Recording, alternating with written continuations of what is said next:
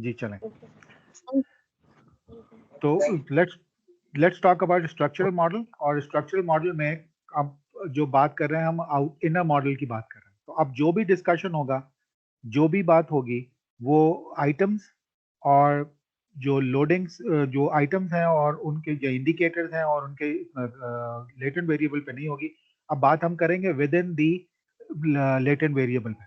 और वो जो डायग्राम है जो फर्स्ट आपको मैंने दिखाया था, जिसमें ग्रीन वाला पार्ट है, जो वेबसाइट मैंने दी, और आप में से चंद लोगों ने अगर वो पूरी प्रेजेंटेशन को डाउनलोड साथ साथ कर लिया है तो that's wonderful, they are carrying with it.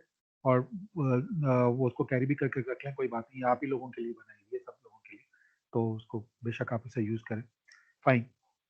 And then assessment of the structure model जो है, उसमें असेस कोलिनियरिटी इश्यूज, स्टेप 1। फिर कोलिनियरिटी इश्यूज के बाद assess the significance and relevance of structural model relationships, significance. अभी अब देखें कि टी टेस्ट और वो जो बूट स्ट्रैपिंग की जरूरत कहीं नहीं पड़ी थी, जिसमें तो टी टेस्ट वगैरह जो है, वो टी टेस्ट असल में द वेरी राइट थिंग, वो ठीक है, सारे वीडियोस में वो बताते जरूर है, लेकिन उसका एक्चुअली स्ट्रक्चरल मॉडल रिलेशनशिप में ज्यादातर जो है सिग्निफिकेंस टेस्ट की जरूरत पड़ती है। वो आमतौर पर जितने वीडियोस में हमें शुरू में ही बता दिया जाता है, मैंने भी शुरू में ही बता दिया, कोई फर्क नहीं पड़ता, लेकिन दैट्स ओके। तो स्टेप 2 है कि सिग्निफिकेंस और relevance of structural model relationship का रेलेवेंस कितनी है।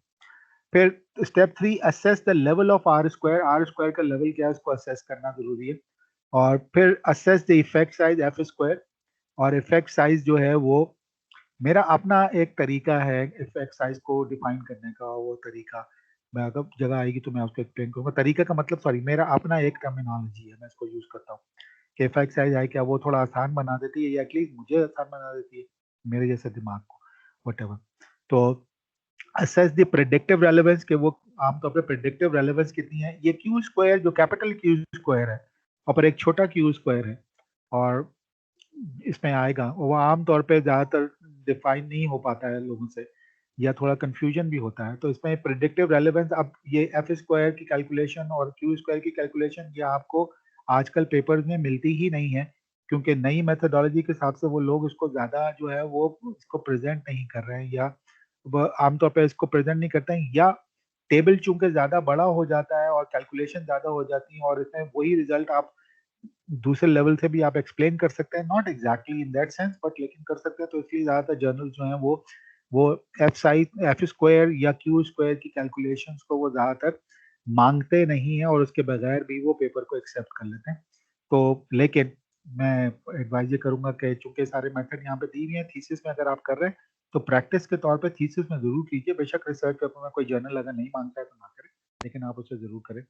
और इसमें कुछ थोड़ी सी माइक्रोसॉफ्ट वर्ड का थोड़ा सा प्रॉब्लम होता है, क्योंकि ये टेबल बड़ा बनता है, तो आपको अपने पोर्ट्रेट मोड में रहते हुए अपने थीसिस में जब इसका टेबल बनाना पड़ेगा, तो आपको एक पेज जो है वो आपको लैंडस्केप रखना पड़ेगा, और लैंडस्केप रखने के बाद जो है वो अगले पेज से, उसके पेज के बाद से फिर पोर्ट्रेट आना चाहिए।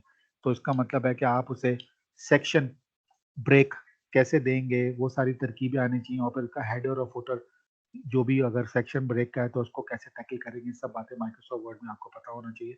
ये मैं पहले से एहतियातन आपको बता रहा हूँ, वरना वो सबमिशन के दिनों में भी ये कुश्ती ज़्यादा लेनी पड़ती है और प्रॉब्लम होती है, टेबल पूरा नहीं होता और फिर वो अजीब सी हालत में जो है वो प्रेजेंट कर दिया जाता है, वो अच्छा नहीं लगता। तो इन चीज़ों को भी देखिए, मैंने आपको शायद एक शुरू में बताया था कि मैंने रिसर्च कम पढ़ाई है और माइक्रोसॉफ्ट वर्ड और माइक्रोसॉफ्ट ऑफिस ज़्यादा सिखाया है, बिकॉज लोगों को काम करना बहुत अच्छा आता है, लेकिन इतफाक से जो वो एज्यूम करते हैं कि उनको बहुत अच्छा आता है, वो नहीं आता, और वो है माइक्रोसॉफ्ट ऑफिस। तो बाल एनीवे, इसको भी टाइम कभी मिले तो ज़रूर इन चीज़ों को परफेक्टली हद तक कोशिश कीजिए। एक्सेल में फॉर्मूला याद रखना कोई फंक्शन इतना इंपॉर्टेंट नहीं है जितना अपने डेटा के लिए काम करना और अपना काम निकाल लेना एक्सेल में, वो ज़्यादा इंपॉर्टेंट है। Anyway, so assess the predictive relevance of Q's को, ये सारे के सारे स्टेप्स हैं, 5 के 5 स्टेप्स हैं। इसमें आमतौर पे 4 और 5 ज़्यादातर नहीं इस्तेमाल हो रहे होते आजकल, लेकिन स्टेप 1, 2 और 3 को भी हम इसको डिस्कस करेंगे। ओके, कोलिनियरिटी इश्यूज क्या है, इसको मैं सिर्फ एक्सप्लेन कर रहा हूँ। Collinearity issues, each set of construct का मतलब construct one, construct two, construct three. अब यहाँ पे जो each set of construct to be assessed separately for each sub part of the structural model, ठीक है, sub part of the structure model. इसका मतलब है कंस्ट्रक्ट वन, यानी मुझे अगर वन का मतलब है कि अपने मॉडल में मैं आ जाता हूँ, और अपने मॉडल में आने के बाद if I look at it, तो मुझे ये क्वालिटी, इसका कोलिनियरिटी चेक करनी पड़ेगी, फिर इसकी कोलिनियरिटी चेक करनी पड़ेगी, और चूंकि ये सिंगल आइटम है तो इसकी नहीं, लेकिन मुझे इसकी कोलिनियरिटी चेक करनी पड़ेगी। तो तीनों सेपरेटली मैं कोलिनियरिटी चेक करूंगा। ओके, कहने का मतलब यहाँ पे एग्जैक्टली डिफाइन करने का मतलब ये है। और इसकी कोलिनियरिटी क्या है कि collinearity VIF, variance inflation factor जो है वो लेस देन 5 हो। अब ये लेस देन 5 का क्राइटेरिया क्यों है, और ये टॉलरेंस लेवल का रेसिप्रोकल है। SPSS में रिग्रेशन की वैल्यूज हैं, जो लोग रिग्रेशन SPSS में करते हैं तो उसमें वहाँ पे कोलिनियरिटी डायग्नोस्टिक्स आ जाती हैं। इस पे भी वीडियोस अवेलेबल है, मेरी वेबसाइट पे भी वो वहाँ पे अवेलेबल है। ये जो लर्न टेक्निक्स में नहीं है, लेकिन लर्न टू डू रिसर्च में है, वहाँ पे मौजूद है। तो वहाँ पे वो देखिए, जो मैंने आपसे शेयर किया हुआ है उधर ही है। अगर नहीं है तो मुझे जरूर आइडेंटिफाई कर दीजिएगा, ग्रुप है तो मैं ऐड वहाँ पे। लेकिन आपको कोलिनियरिटी चेक करने का भी तरीका SPSS के अंदर कैसे है, तो वो भी चेक करने का तरीका वो आप अलग से कर सकते हैं। लेकिन यहाँ पे इंपॉर्टेंट वर्ड है सेपरेटली, अलग अलग से आप करेंगे। ओके, स्ट्रक्चर मॉडल रिलेशनशिप में, और इसकी वैल्यू तो थ्रेशोल्ड वैल्यू है वो लेस देन 5 होनी चाहिए, और लेस देन 3 बाज़ किताबों में, बाज़ जगह लेस देन 10 है, लेकिन वो फिलहाल अभी जो है वो लेस देन 10 ज़्यादा अप्रिशिएट नहीं की जाती है, लेकिन वो जो है less than 5 is good, less than 3 is considered to be ideal by the way, so that's okay. Again मैं हमेशा इसको बोलता हूँ, depends on who you read, कि आप किस रिसर्च पेपर को कोट करके आप कोट करना चाहते हैं। Otherwise these are the threshold values. Okay, उसमें असेसिंग स्ट्रक्चरल मॉडल रिलेशनशिप में पाथ कोफिशिएंट्स जो है वो वेरी बिटवीन -1 एंड +1, ठीक है। और higher absolute values reflect stronger predictive relationship between constructs. Higher absolute values, absolute का मतलब है कि वो जो भी वैल्यूज हैं वो दायरे माइनस प्लस के साथ, वो एडिशन के साथ, but that's an absolute value. So relationship between constructs. So let's look into direct effects, indirect effects and total effects, जो already मैंने mediation के लिए बताया था कि direct effect क्या है, relationship linking two constructs with a single arrow between the two, right? और single arrow between the two, A और C के दरमियान जो है दो construct हैं, उनमें single arrow है, ठीक है। और इसी तरह से indirect effect, a sequence of relationship with at least one intervening construct, जो mediation की example है मैंने आपको दी, और उसकी मल्टीप्लिकेशन का बताया कि टोटल इफेक्ट और डायरेक्ट इफेक्ट। तो इस तरह के इफेक्ट को चेक करने के लिए जो ऑलरेडी मीडिएशन की बात हो रही है, ठीक है, ख्याल रखिएगा यहाँ पे मैं मीडिएशन का टॉपिक नहीं डिस्कस कर रहा, लेकिन क्योंकि वो बीच में डिस्कशन है, उसका वो समझना जरूरी है कि वो जो है वो डायरेक्ट इफेक्ट, इनडायरेक्ट है, टोटल इफेक्ट को समझना जरूरी है, क्योंकि वो उससे ताल्लुक है उसका। तो assess significance और effects using bootstrapping के जरिए, ये bootstrapping बोल मैं इसलिए क्या कि bootstrapping होगा, ये आपका जो PLS SEM के अंदर है, वो आप PLS एल्गोरिदम से रिजल्ट में आपको नहीं पता चलेगा, और रिजल्ट में पता नहीं चलेगा तो यहाँ पे फॉर एग्जांपल जब नहीं पता चलेगा तो यहाँ पे आपकी वैल्यूज जो है वो नहीं, अगर मैं इसको सॉरी अगर मैं इसको रन करता हूँ PLS SEM में, तो यहाँ जो वैल्यूज आएंगी वो वैल्यूज जो है वो वैल्यूज जो है वो उसमें जाहिर है वो टी वैल्यूज, वो जो टी स्टैटिस्टिक्स है या सिग्निफिकेंस वैल्यू नहीं है। सिग्निफिकेंस वैल्यू जो मुझे मिलेगी, जो मेरे स्ट्रक्चर मॉडल के लिए जरूरत है, वो मुझे बूट स्ट्रैपिंग यहाँ से ये फंक्शन इस्तेमाल करने से मिलेगी। Fine, this is what I wanted to define. अभी फिलहाल हम इसको यहीं पे डिस्कस करते हैं, और यहाँ पे ये रुक जाते हैं और आगे चलते हैं, ठीक है। ओके, सो सो बूटस्ट्रैपिंग। अब इसमें डायरेक्ट इनडायरेक्ट इफेक्ट को सिर्फ मैंने एक मल्टीप्लिकेशन जो आपको बताया P1 P2 जो अभी वेबसाइट से भी दिखाया था आपको, और जो डायरेक्ट इफेक्ट है, फिर उसके बाद यहाँ पे फिलहाल मैंने डायरेक्ट और इनडायरेक्ट इफेक्ट की बात कर रहा हूँ। अभी हम यहाँ पे मीडिएशन और मॉडरेशन रिजल्ट को इंटरप्रेट करने की बात नहीं कर रहे हैं, ठीक है, क्योंकि मैंने यहाँ पे जो लोडिंग लिखी हुई है उसकी इफेक्ट ऑफ AC और डायरेक्ट इनडायरेक्ट से कैलकुलेट करने का तरीका, पीछे क्या मैकेनिज्म चल रहा है। Okay, bootstrapping, PLS SEM inherently assume that data is not normal, ठीक है, और वो बूटस्ट्रैपिंग को आमतौर पे वो करता है। आप में से कितने लोगों को कंफ्यूजन है कि what is bootstrapping? Can somebody guide me? कोई बता सकता है, ताकि मैं फिर उसको थोड़ा सा टैकल करूं। Do you know what bootstrapping is? या कितने लोगों को आइडिया नहीं है? बिल्कुल ऑनेस्टली बता दीजिए, ताकि मैं इस वक्त आपको कोशिश करूं कि वो बेहतर से बेहतर चीज पता चल जाए।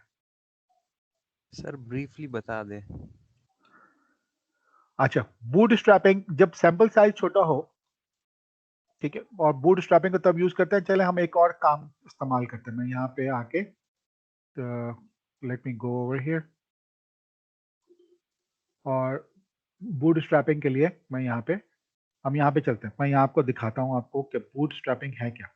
कि आप अपने ही सैंपल में से बार बार छोटे छोटे सैंपल लेते हैं, और हर बार जब सैंपल लेंगे तो उसकी मीन वैल्यूज और सारी वैल्यूज कैलकुलेट कर, मीन वैल्यू का मतलब है, एक एग्जांपल के तौर पे करूँ, उसकी वैल्यूज कैलकुलेट कर लेंगे। और जब वो कैलकुलेट कर लेंगे और जितनी मरतबा आपने वो सैंपल किया होगा, तभी मैंने वहां से 5000 से नंबर 1000 कर दिया था कि 1000 मरतबा सैंपल करो, और फिर हर एक की वैल्यू संभाल के रखो, और फिर सबका मीन लेके ग्रैंड मीन वैल्यू ले लो, और वो ग्रैंड मीन वैल्यू मुझे दिखाओ। तो एक्चुअली क्या होगा कि छोटे सैंपल को जब बार बार आप करेंगे, तो आपको बार बार करने से आपको बड़ी आसानी हो जाती है, और आप उसका एक छोटे सैंपल का नेमुल बदल इख्तियार कर सकते हैं। ठीक है, मैं यहाँ पे कोशिश करता हूँ कि आपको एनिमेशन दिखाऊं कि बूट स्ट्रैपिंग की एनिमेशन जो है वो कैसे काम करती है। ठीक है, और यहाँ पे मैं मल्टीपल वेरिएबल्स का यहाँ पे जानबूझ के स्लो अभी फिलहाल ले लेते हैं, और स्लो लेने के लिए वो आपको मैं दिखाता हूँ, ताकि आप सब लोगों को अच्छी तरह से समझ में आ जाए कि ये बूट स्ट्रैपिंग करता क्या है। ठीक है, अच्छा, फाइन। ये सैंपल उल्टे हाथ पे सैंपल दिया हुआ है, और सैंपल दे के इसमें से हर मर्तबा वो सैंपल उठाएगा कोई क्राइटेरिया से, दो वेरिएबल पे, प्राइस और टाइप पे। ठीक है, और वो सैंपल उठाएगा तो यहाँ पे जो सैंपल है, यहाँ पे देखें तब्दीली क्या आएगी, वो आप उसे देखते जाएं। ठीक है, और वहां से वो तब्दीली के साथ आप उसे देखा जा सकता है कि वो क्या चीज, इसको डाउनलोड भी कर सकते हैं एनिमेशन, लेकिन फिलहाल अभी हम यहाँ पे देखते हैं। ये देखें वो हर मर्तबा सैंपल उठा रहा है, और सैंपल उठा के चूंकि ये स्लो मोड में है, तो स्लो मोड में यहाँ पे तब्दीली जो है वो आहिस्ता आहिस्ता आपको नीचे बूटस्ट्रैप 1 में जब एक मरतबा सैंपल पूरा हो जाएगा, वो रेंडमली उठा रहा है। तो ये एक मतलब इस तरह समझे कि पहली मरतबा पूरा हुआ, ये एक मरतबा पूरा हो गया, दैट मीन कि एक रन। ऊपर देखें बूटस्ट्रैप 2 लिखा हुआ आ रहा है। सो दिस इज, ये डेटा को हर मरतबा अगर मैं 1000 टाइम्स दूं तो 1000 टाइम इस तरह करेगा, और ये पूरा करेगा, और फिर एवरेज वैल्यू दे देगा। और एवरेज वैल्यू यहाँ पे जो है बॉक्स एंड विस्कर प्लॉट से भी है, जिससे बड़ी आसानी से मीडियन को वो देख सकते हैं, इंटर क्वार्टाइल और व्हाटएवर, फर्स्ट क्वार्टाइल और थर्ड क्वार्टाइल, Q3 को भी देख सकते हो। फिर ये इससे भी दिखाते हैं, ये स्लो मोड में है। ठीक है, अब स्लो मोड को हम यहाँ से, आपने चूंकि आइडिया समझ लिया, यहाँ पे वैल्यूज आ रही हैं, फिर वो मीन वैल्यूज को लेकर फिर वो हमारे लिए अवेलेबल करता है सॉफ्टवेयर में इंटरनली, और फिर हम उससे करते हैं। तो ये एक्चुअली एक तरीका है, जब सैंपल साइज छोटा हो, तो फिर उस सैंपल साइज छोटे होने की वजह से सिग्निफिकेंस लेवल को कैलकुलेट करने के लिए बूटस्ट्रैपिंग का तरीका इख्तियार करना पड़ता है। यानी एक सैंपल में से मजीद छोटे छोटे छोटे छोटे सैंपल बना के, और हर सैंपल का एक वैल्यू लेके, और रेंडम वैल्यूज, ठीक है, और वो लेके वो काम करते हैं। तो 5000 से 10,000 इज द एवरेज, और ज्यादातर रिसर्च पेपर में 5000 दिया है। ये देखें फास्ट अब हो गया, अगर आपके सामने, जो जल्दी से उसने कर लिया। मैं यहाँ पे अभी इसको जो है वो इसको बंद कर रहा हूँ, और यही चीज में मैं आपको फास्टर मोड में दिखाता हूँ कि हाउ एक्चुअली इट डज, और वो क्विकली आपके लिए आसानी हो जाए। ठीक है, एंड लुक एट दिस, ये रियल टाइम में फास्ट वो जो डेटा है वो 40 ऊपर यहाँ पे नंबर नोट करते जाए, 42, 65, 67, जितनी मरतबा उसको बोला गया कि ये करो, 100 टाइम बोला उसने, 100 किया, और ये एवरेज वैल्यू आ गई। अब इसकी जो ग्रैंड मीन होगी वैल्यू, वो हमारे एनालिसिस में इस्तेमाल होगी, जिससे हमारा वो कम सैंपल साइज का फॉर्मूला ये कहता है, इसको कहते हैं बूटस्ट्रैप। अच्छा, बूटस्ट्रैप, और इसके लिए अलग एक, इसके साथ एक और टर्मिनोलॉजी है जिसको जैक नाइफ कहते हैं। फिलहाल वो आपके लिए अभी भी नहीं है, और जैक नाइफ की स्ट्रेटजी भी आमतौर पर इस्तेमाल होती है, जैक नाइफिंग। तो फिलहाल हम इसको यूज नहीं करेंगे। तो आई होप ये सवाल आपको, ये जवाब आपको समझ में आ गया, इसका कॉन्सेप्ट समझ में आ गया। जिन्होंने सवाल किया था मैं भूल गया नाम उनका, मुझे पता नहीं। Hello, yes sir. अमजद बात कर रहे हैं आप? जी सर। अच्छा अमजद, आपको क्लियर हो गया ये कॉन्सेप्ट? जी सर। ग्रेट। तो this is called boot strapping. ठीक है, तो बूट स्ट्रैपिंग में वो यही कमाल करता है कि छोटे सा, और यही अच्छा, क्या एसपीएसएस में भी है? एसपीएसएस में देखें एक ऑप्शन नीचे बूट स्ट्रैप दिया हुआ है। वो आमतौर पे वो नहीं, वो लोग उसको बता पाते, कर पाते, लेकिन बहरहाल एनीवे, तो दैट इज आल्सो देयर। तो PLS inherently assumes the data is not normal. और डेटा को नॉर्मल आते हैं, इसको मैं प्लॉट करूं, जो बूटस्ट्रैपिंग का रिजल्ट आया इसको प्लॉट करूं, तो आहिस्ता आहिस्ता ये नॉर्मलिटी की तरफ नॉर्मल डेटा कर्व आया था। कुछ एनिमेशन ऐसी जिसमें नॉर्मल कर्व भी बताया हुआ है, इसलिए बॉक्स एंड विस्कर प्लॉट से भी वो नॉर्मलिटी का ही जिक्र किया हुआ था उन्होंने। खैर एनीवे वो बहुत बेसिक स्टैटिस्टिक्स, तो वो उसमें तो bootstrapping is a procedure to test the significance of coefficients of a non-normal data, hence a non-parametric procedure it is। लेकिन वो नॉर्मल डेटा को आप उसको बनाते हैं, कोशिश करते हैं, तो PLS-SEM relies on this non-parametric procedure। कौन सा? bootstrapping, to test the significance of a result by employing bootstrapping को वो employ करते हैं। तो what is bootstrapping then? In bootstrapping random subsamples, आपने देखा होगा कि subsample लिए उसने, ठीक है, from original data is drawn with replacement. Replacement का मतलब है कि जो सैंपल लिया वो दोबारा भी उसको पिक किया जा सकता है सेकंड टाइम भी, ठीक है। तो each sub sample estimates the PLS-SEM model, हर वो आपके पूरे मॉडल में एक सैंपल, जिसका मैंने 1000 दिया हुआ था, एग्जांपल देता हूँ यहाँ पे, अभी रन नहीं कर रहा, मैं सिर्फ आपको बता रहा हूँ कि यहाँ पे लेके मैंने यहाँ किया हुआ था, और यहाँ पे मैं बेसिक अभी कर देता हूँ, यहाँ पे 1000 लिया था, तो ये मेरे डेटा में से 100 लोगों के डेटा में से 1000 टाइम्स 100 लोगों का डेटा लेगा, मेरे मॉडल पे रन करेगा, उसकी एक एवरेज वैल्यू दिमाग में रख लेगा, फिर उसके बाद सेकंड टाइम भी करेगा, फिर इसी तरह 1000 मरतबा करेगा। अगर मैं 5000 जो स्टैंडर्ड है वो 5000 दूं तो 5000 मरतबा करेगा, फिर वो इन सब की वैल्यूज को दिमाग में रखते हुए फिर ग्रैंड मीन निकाल के हर एक वैल्यू का, और फिर मुझे प्रेजेंट करेगा। तो दिस इज व्हाट एसपी, ये स्मार्ट PLS सॉफ्टवेयर या कोई भी सॉफ्टवेयर जो उसमें करता है, तो वो इस तरह के कामों में इस्तेमाल हो जाता है। ओके, यहाँ पे ये बूटस्ट्रैपिंग का ये कॉन्सेप्ट अभी समझना जरूरी है, क्योंकि ये हमारे लिए आसानी पैदा कर देता है। Okay, each subsample estimate the PLS-SEM model. This process is repeated until sufficient number of subsamples has been drawn. This number is typically around 5000 replicate, ठीक है, और ये 5000 रेप्लिकेट। ये 5000 का लफ्ज मैंने 1000 डेमो के लिए करके दिखाया। हमेशा आप 5000 पे ही कैलकुलेट कीजिए, क्योंकि इस 5000 को जब आप साइट करेंगे, कोट करेंगे बूटस्ट्रैपिंग पे नंबर्स, तो 5000 ये एक्सेप्टेबल नंबर है। इससे कम जो है आमतौर पे शक की निगाह से दिखाया जाता है कि यार ये सही नहीं किया, या इस तरह की बात है। तो 5000 का स्टार्ट होना चाहिए, बाद का 10,000 भी होता है, डिपेंड करता है कि वो डेटा कितना बड़ा है कितना नहीं, लेकिन बाद और टाइम कंज्यूमिंग भी है, थोड़ा सा टाइम भी लगता है, ठीक है। अगेन बहुत सारी वीडियोस आपको मिल जाएंगी, जेम्स गैस्किन की बहुत जबरदस्त वीडियोस हैं, और इसमें बहुत सारी चीजें आपको, सारी वीडियोस आपके लिए पूरा खजाना अवेलेबल है। आप अपनी मर्जी से पिक करके आपको जो जो पसंद है, जो एक रिसर्चर, उस रिसर्चर के हिसाब से आप वाली वीडियो देख के आपको अपना तसल्ली कर सकते हैं, देख सकते हैं। So next is bootstrapping. Basic premise क्या है?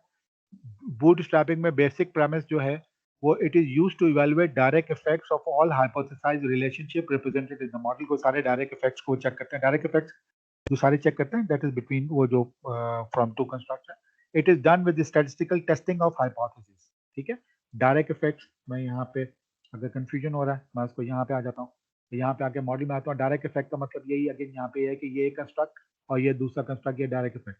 तो यहाँ पे ये वाली बात नहीं कर रहा हूँ मैं, यहाँ इस कंस्ट्रक्ट और फिर इस construct, this is direct effect.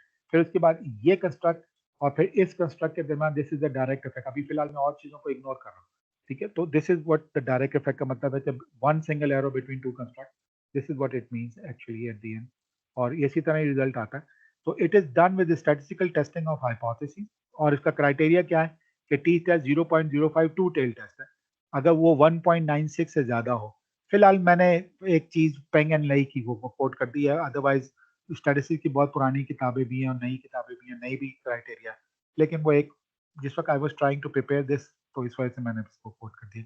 क्या ये बहुत अच्छे ऑथर्स हैं या नहीं है, but for the sake of मैंने ऐसे कर दिया, लेकिन you can find it out कि वो और भी लोग हैं, लेकिन 1.96 का क्राइटेरिया भी है, और ये 1.96 से ज्यादा होना चाहिए, ठीक है। 1 पॉइंट, अब यहीं पे रुकते हैं। यहाँ पे रुकने के बाद यहाँ पे इसको भी रन करते हैं, रन करने के बाद बूटस्ट्रैपिंग रन करते हैं। बूटस्ट्रैपिंग रन करने के बाद मैं कंप्लीट को हटा देता हूँ, मैं यहाँ पे बेसिक कर देता हूँ, 1000 रहने देता हूँ, बाकी और मैं कोई चीज तब्दील नहीं कर रहा हूँ, ठीक है। और यहाँ पे मैं इसको 1000 times, now it is calculating everything, ठीक है। और ये उसने रन किया, रन करने के बाद जो है वो मैं वापस इधर आऊंगा, और यहाँ पे अब 1.96 के क्राइटेरिया से मैं देखूंगा कौन सा रिलेशनशिप सिग्निफिकेंट है, कौन सा नहीं। तो सबसे पहले तो यहाँ पे देख लेते हैं कि ये सारे सिग्निफिकेंट है, वंडरफुल। यहाँ पे ये भी सिग्निफिकेंट, हालांकि मुझे इसको देखना नहीं चाहिए, लेकिन फिर भी मैं इसको देख रहा हूँ एहतियातन, ठीक है। और ये भी सिग्निफिकेंट, चले हम इनके दरमियान बात करते हैं। इसका मतलब है क्वालिटी टू लॉयल्टी के दरमियान 2.84 है, it is greater than 1.96। Okay, this relationship is significant. Quality से जो है वो customer satisfaction, CX customer satisfaction जो है वो सिग्निफिकेंट है, बिल्कुल सिग्निफिकेंट है। कस्टमर सेटिस्फैक्शन से लॉयल्टी सिग्निफिकेंट है, बिल्कुल सिग्निफिकेंट है।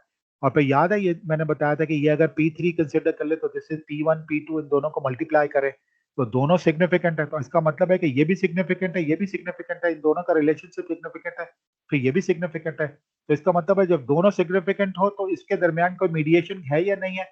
चलिए हम जरा यहाँ पे ये भी पढ़ लेते हैं, इसको भी थोड़ा सा देख लेते हैं। अच्छा जी, ये भी सिग्निफिकेंट है। अच्छा, अब यहाँ से देख लें, क्या P1 P2 सिग्निफिकेंट है? यस। क्या P3 भी सिग्निफिकेंट है? यस। इसका मतलब है मीडिएशन है जरूर, इन तीनों को मल्टीप्लाई कर लेते हैं, P1 P2 P3। अच्छा, P1 P2 P3 को मल्टीप्लाई कर ले, यहाँ आ जाते हैं 2.83 multiply by 3.255 multiply by this number, तो तीनों पॉजिटिव है, तीनों पॉजिटिव ही आएंगे, तो पॉजिटिव ही है। तो इसका मतलब क्या हुआ कि मीडिएशन नजर आ रही है मुझे। देखें कितना आसान है पढ़ना, ठीक है, परेशान होने की बिल्कुल जरूरत नहीं। और मैं यहाँ पे पेपर भी कोट कर रहा हूँ कि पेपर बाबा कहाँ से हम पढ़ रहे हैं, हम जाओ अंकल की किताब से पढ़ रहे हैं, वो उनके पेपर से। तो यू कैन कोट, ये डायग्राम भी शो करना चाहे थीसिस में कर सकते हैं, रिसर्च पेपर में नहीं।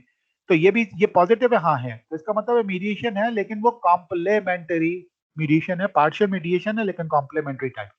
सी how easy it is to read the mediation result. This is one concept जिसके लिए हम वो आसानी से, ऑथर्स ने बहुत आसान कर दिया हमारे लिए, वो आसानी हो जाती है। एनीवे, तो 1.96 से ज्यादा हम यहाँ बात कर रहे थे कि वो वेरिएबल है। अच्छा sorry, I am really sorry.